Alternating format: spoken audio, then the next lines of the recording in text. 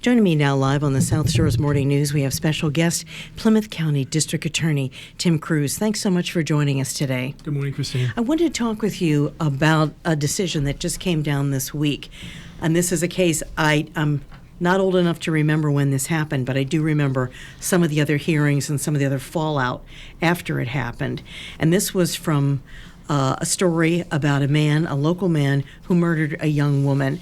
This was back in the late 60s. He has now been granted parole at age 78. His name is Roger Francis, and he murdered Marialice Pike. This was back 66, 67. He shot her and left her to die in the median on Route 3 in Hingham. Horrible, horrible story.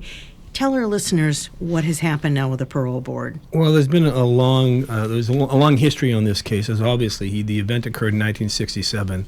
He's been in and out of the criminal justice system.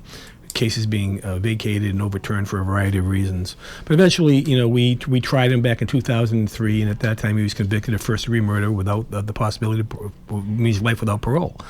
And that's the way it's been up until about a year back when the SJC came down with a decision in Commonwealth versus Battis, which now gives individuals who are adult murderers between the ages of 18, 19, and 20, they've deemed that life without parole is unconstitutional. So we are the only state in the country that now deals with adult murderers getting parole hearings for their first-degree intentional homicides.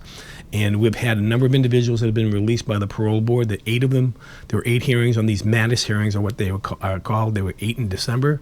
They were 8 for 8. They were all released.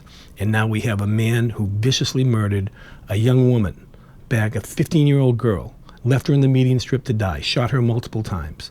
And now this guy's going to get out. And it's unfortunate, and it really is outrageous that he's going to have a chance to have life at life again as we continue to deal with the families.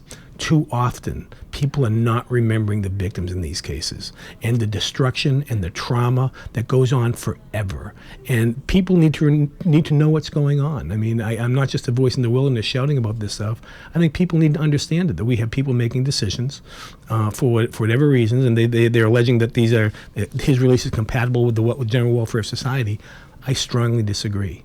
I believe when you're a 20-year-old man and you murder a 15-year-old girl and you leave her to die, and when the police show up to you, you ask them, because don't forget this is 1967, asked if the young woman was alive or dead, and when he was told that she was dead, he said that he'd probably get the chair for the first degree.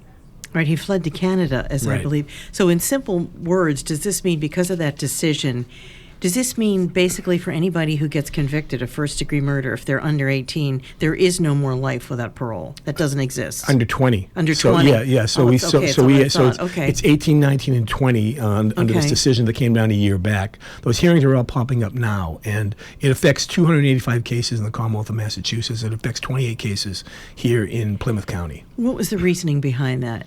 The reasoning was, according to the SJC, remember, this is not legislation. This is not a decision by the legislature.